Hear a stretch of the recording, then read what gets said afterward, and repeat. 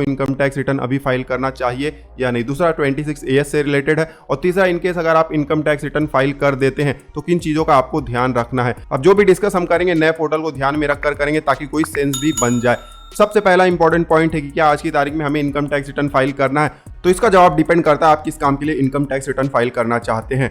अगर अर्जेंट काम है और आपको ITR की कॉपी चाहिए तब आप ITR फाइल करने की कोशिश कर सकते हैं। पोर्टल स्टेबल नहीं है, ठीक से काम नहीं कर रहा है, लेकिन थोड़ी मेहनत के बाद ITR फाइल हो जाएगा।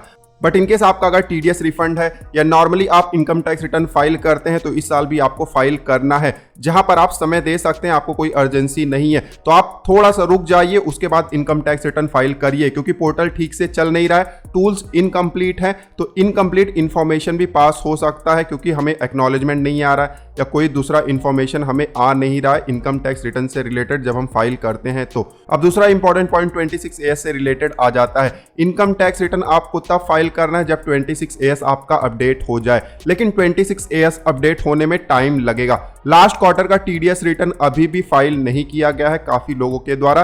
30 जून लास्ट डेट है, तो इसलिए 26AS में भी TDS का अपडेट बहुत ही डिले होने वाला है। ध्यान देना है, 26AS बहुत ही ज़्यादा इंपॉर्टेंट है। इससे रिलेटेड हमने एक वीडियो भी बनाया है, कैसे 26AS देखना है, कैसे डाउनलोड करना है, किस तरीके से ITR में इंफॉर्मेशन को मैच करना या इंटर करना है TDS या पेमेंट का डिटेल ITR में। उससे रिलेटेड वीडियो हमने बनाया हुआ, लिंक आपको नीचे डिस्क्रिप्शन में मिल जाएगा। अब कुछ लोग तो 26AS चेक ही नहीं करते हैं, फॉर्म 16 मिला उसके बेस पर ITR कॉपी भर देते हैं और सबमिट कर देते हैं और बाद में डिमांड नोटिस आ जाता है या तो रिफंड ही कम आता है। इस तरीके के सिचुएशन आ जाते हैं। कुछ लोग तो चेक करते हैं, इनकम्प्लीट होता है, फिर भी ITR फाइल कर देते हैं और बाद में उन्हें भी रिफंड कम आता है या तो डिमांड का नोटिस आ जाता है। तो ये सब चीजें आपको बिल्कुल नहीं करना है अगर आपको सिस्टमेटिकली अपना ITR प्रोसेस कराना है तो।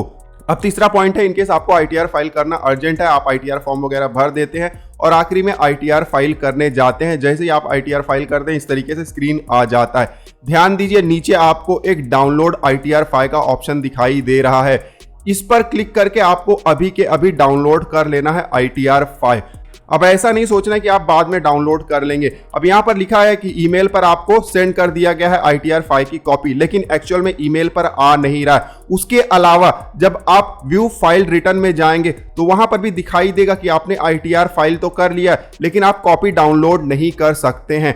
डाउनलोड का ऑप्शन यहाँ पर मिल जाता है, डाउनलोड पर क्लिक करेंगे, आपको पॉपअप मैसेज भी आ जाएगा सेव करने का, आप सेव भी कर देंगे, लेकिन ये फाइल ओपन नहीं होता है क्योंकि पोर्टल पर अभी प्रॉब्लम चल रहा है। आगे चलकर ये फिक्स हो जाएगा, लेकिन फिलहाल आज की तारीख में ये डाउनलोड वाला ऑप्शन भी काम नहीं कर रहा है। तो बहुत इंपॉर्टेंट है कि जैसे ही आप ITR फाइल करते हैं और इस तरीके का पेज आपको दिखाई देता है, तुरंत अपना ITR फाइल, जिसको एक्नॉलेजमेंट भी कहा जाता है, आप डाउनलोड कर लीजिए। बाद का वेट बिल्कुल नहीं करना है। पोर्टल कब ठीक होगा, कब हमें ईमेल आना स्टार्ट होगा, कब ITR फाइल डाउनलोड होना स्टार्ट होगा, कुछ कहा नहीं जा सकता है। तो ये कुछ इंपॉर्टेंट चीजें थी जिनका आप